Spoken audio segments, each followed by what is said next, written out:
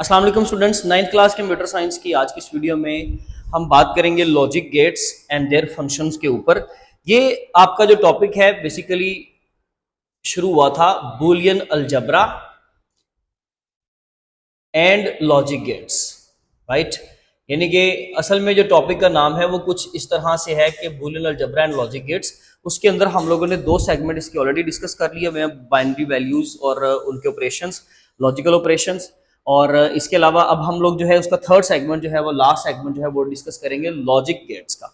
Logic gates के बारे में सीखेंगे कि एक्चुअली लॉजिक गेट्स होता क्या और उनका काम क्या है कंप्यूटर के अंदर। लॉजिक गेट्स की अगर बात करें ना, ये बिल्कुल छोटे छोटे स्विचेस होते हैं। एक्चुअली ये उससे भी अगर मैं आपको बेसिक बात बताऊं तो ये ट्रांजिस्टर्स के सर्किट्स को कहते हैं। यानी कि आपने ये तो सुना हुआ है कि कंप्यूटर के अंदर जो माइक्रो प्रोसेसर चिप इस्तेमाल होती है ना, आईसी इंटीग्रेटेड सर्किट्स इस्तेमाल होते हैं। यानी कि आप ये समझ लीजिए, जिनको नहीं पता वो ये समझ लीजिए कि कंप्यूटर के अंदर एक बहुत ही इंपॉर्टेंट पार्ट होता है कंप्यूटर का, जिसको हम लोग बोलते हैं सीपीयू। और सीपीयू जो है वो बेसिकली आईसीज यानी कि इंटीग्रेटेड सर्किट से मिलकर बनता है। और उन सर्किट्स के अंदर होता क्या है, बहुत सारे छोटे छोटे ट्रांजिस्टर्स होते हैं जो कि बेसिकली कैलकुलेशंस को परफॉर्म करवाते हैं, करंट के बहाव को कंट्रोल करवाते हैं। या आप ये समझ लीजिए कि जहां से सारी सप्लाई चलती है ना, जो आईसी बेसिकली जिसकी वजह से आईसी फॉर्म होता है या बनता है, इंटीग्रेटेड सर्किट एक बेसिकली आपका तैयार होता है, उन चीजों को, उन बिल्डिंग ब्लॉक्स को हम ट्रांजिस्टर्स कहते हैं। और बहुत सारे ट्रांजिस्टर्स के कॉम्बिनेशन की वजह से एक लॉजिक गेट बनता है। जो आपका एक लॉजिक गेट होता है ना, बेसिकली याद रखिएगा कि एक लॉजिक गेट का मतलब ये है कंप्यूटर के अंदर एक स्विच लगा हुआ है और वो स्विच जो है या तो वो 0 की इनपुट लेगा या वो 1 की इनपुट लेगा, और आपको आंसर में भी इसी तरह से या 0 या 1 प्रोवाइड करेगा। यानी कि एक ऐसा स्विच जो 0-1 की इनपुट लेता है, सिर्फ 0-1, यानी कि एक टाइम में एक नो, बहुत सारे जीरोस हो सकते हैं, बहुत सारे वंस हो सकते हैं, जो भी आप इनपुट दे रहे हो, तो वो बहुत सारी इनपुट्स लेकर आपसे 0 या 1 में फाइनल एक आंसर आपको प्रोवाइड कर देता है। ऐसे स्विच को हम लोग बेसिकली लॉजिक गेट का नाम देते हैं। ये बेसिकली फिजिकल डिवाइसेस हैं। These are the physical devices in electronic circuits. Electronic, फिर से वही बात कि जहां पर हम 0-1 की बात करते हैं, ऐसे सर्किट्स जो 0-1 की सीरीज को अंडरस्टैंड करते हैं, लो वोल्टेज हाई वोल्टेज को अंडरस्टैंड करते हैं, उनको इलेक्ट्रॉनिक सर्किट्स कहते हैं। तो कंप्यूटर के अंदर ऑब्वियसली इलेक्ट्रॉनिक सर्किट्स होते हैं। इसका मतलब ये है कि जो लॉजिक गेट्स हैं बेसिकली कंप्यूटर को बनाने के काम, एक पूरा कंप्यूटर जो है ना आप लॉजिक गेट से तैयार कर सकते हो, याद रखिएगा, ठीक है जी। उसमें कुछ तो यूनिवर्सल लॉजिक गेट्स हैं जैसे कि नैंड और एक्सोर, ये दोनों यूनिवर्सल लॉजिक गेट्स, आप पूरा का पूरा कंप्यूटर जो है वो इन दोनों से बना सकते हो। तो आप लोगों ने ये याद रखना है कि कंप्यूटर बनाने के लिए, कैलकुलेटर बनाने के लिए, स्मार्ट वॉच तैयार करने के लिए, जितने भी आपकी रोजमर्रा जिंदगी में आप इलेक्ट्रॉनिक के गैजेट्स, अप्लायंसेस, डिवाइसेस इस्तेमाल करते हो अपने घरों में, उनके अंदर पीछे बैकएंड पे पीछे लॉजिक गेट्स इस्तेमाल हो रहे होते हैं। अब यहाँ पे लॉजिक का मतलब ये है ना कि बेसिकली जिसने, यहाँ पे इस वर्ड को भी पूरा एक्सप्लेन करवा सकते हो। लॉजिक का मतलब है जिसने डिसीजन मेकिंग करनी है किसी लॉजिक की बेस पे, किसी रीजन की बेस पर डिसीजन मेकिंग, फैसला करना है।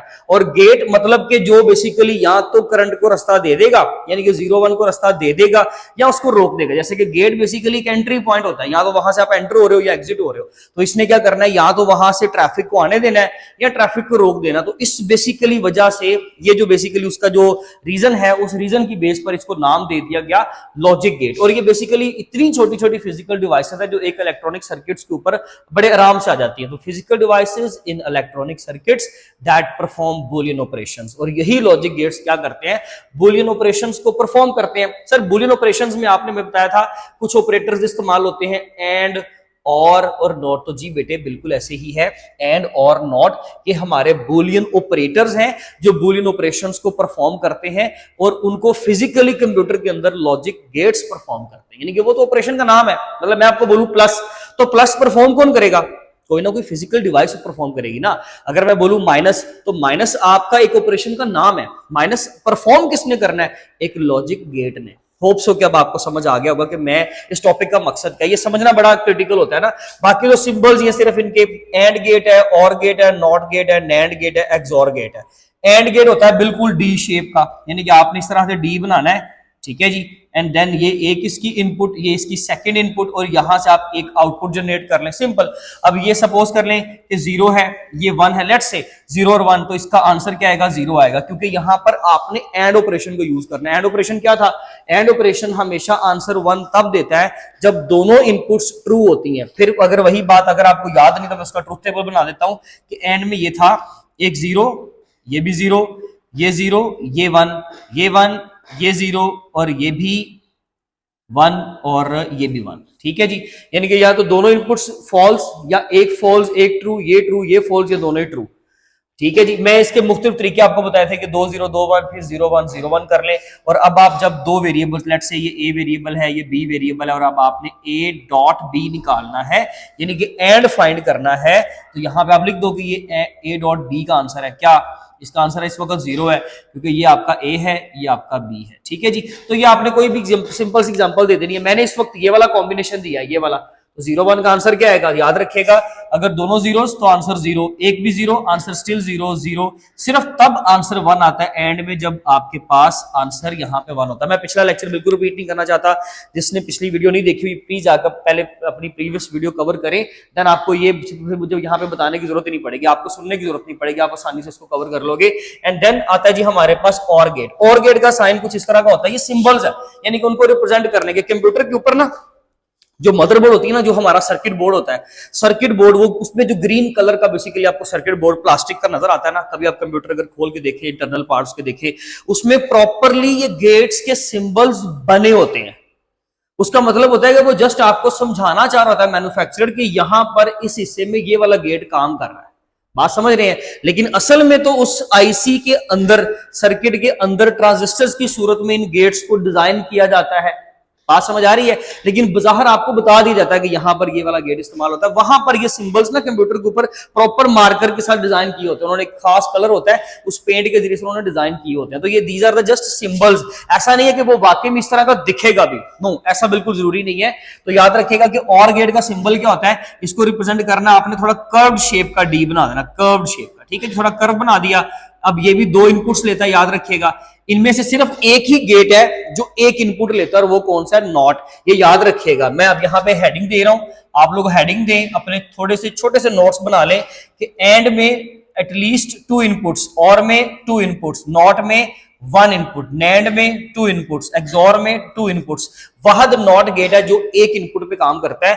अब ये भी क्या करेगा जी? एक आंसर आपको प्रोवाइड कर देगा। अब ये आपका और ऑपरेशन के तौर पे काम करता है। लेट्स से अगर यहां और यहां 1 है तो ये आंसर 1 दे देगा। लेट्स से अगर यहां 0 है तो आंसर 0 दे देगा। और अगर किसी एक जगह पर भी 1 आ जाए तो ये फाइनल आंसर आपको 1 दे देता है, ठीक है जी। तो और ऑपरेशन आप सारा अपना तैयार कर लें, आपको समझ आ जाएगी कि ये गेट कैसे काम करता है।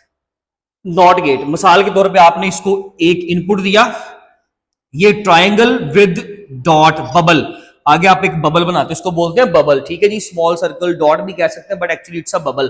तो इसमें हम एक इनपुट देते हैं, मिसाल के तौर पे मैंने 0 इनपुट दी, तो ये गेट उसको क्या कर देगा? उसको 1 बना देगा। अगर इसको 1 दूंगा तो वो उसको 0 बना देगा, जैसे इन्वर्टर काम करता है। नैंड गेट, नैंड गेट एक यूनिवर्सल गेट है। अब ये कैसे बनता है? इसके नाम के अंदर देखें, एंड भी लिखा हुआ है और एन यानी कि नॉट भी लिखा हुआ है। तो इसका मतलब है it's a combination of not gate plus and gate. लेकिन आपने पहले एंड गेट लगाना है। आपने क्या करना है, देखें, आप ये करेंगे कि पहले सबसे पहले एंड गेट लगा दें, ये आपका एंड गेट हो गया, और नॉट का जस्ट बबल लगा दें। तो इसका मतलब ये कि ये हमारा नैंड गेट तैयार हो गया, ठीक है जी। पहले आपने 2 इनपुट्स दी यहां पे, और यहां से आपको आउटपुट मिलेगी। अब देखिए, एंड और नॉट की कंबाइन कलेक्टिव जो है फॉर्मेशन कैसे हुई। लेट्स से एंड में 0 और 1 का आंसर क्या होता है? एंड में 0 और 1 का आंसर, यहां से देख लें, 0 1 का आंसर होता है 0, यहां तक आ गया 0, लेकिन इस नॉट ने उसका आंसर क्या बना दिया? 1। इट मींस दैट जैसे कि आपको कहीं पे लेट्स से ये मोस्टली हम इस्तेमाल करते हैं, इसको आपकी बुक में भी ये मेंशन्ड है, जहां पे अलार्म को इंस्टॉल करते हैं मुख्तलिफ इंडस्ट्रीज के अंदर, जहां पर अलार्म लगाए जाते हैं ना, सेंसर्स के, वो सेंस करते हैं और वो सेंसर क्या करते हैं, साथ ही अलार्म बजा देते हैं। मिसाल के तौर पे उन सेंसर्स में से अगर किसी एक के पास भी इनपुट जो है वो 1 है, इनपुट क्या है? 1, एक के पास इनपुट ट्रू है, एक के पास फॉल्स है।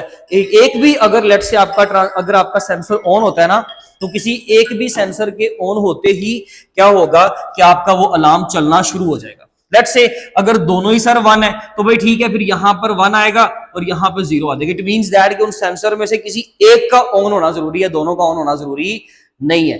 ये बेसिकली होता है जी नैंड गेट के, जिसके अंदर हमारी जो भी इनपुट होती है पहले एंड का आंसर निकलेगा एंड देन नॉट उसको इन्वर्ट कर देगा, बदल देगा। अगर एक्सॉर की बात करें तो आपने फिर और एक्स का मतलब है एक्सक्लूसिव और। इसका कैसे तरीका, पहले आप तो कर्व शेप का डी बना दें, उसके बाद आपने 2 इनपुट्स बनाई और एक कर्व आप यहां पर एक्स्ट्रा लगा दें एंड देन आपकी ये वाली हो गई आउटपुट। इसका ये पैटर्न है। अब इसमें क्या होता है, एक्सोर का तरीकाकार ये होता है कि ये हमेशा अगर दोनों इनपुट्स सेम हो तो ये आपको आंसर देता है 0।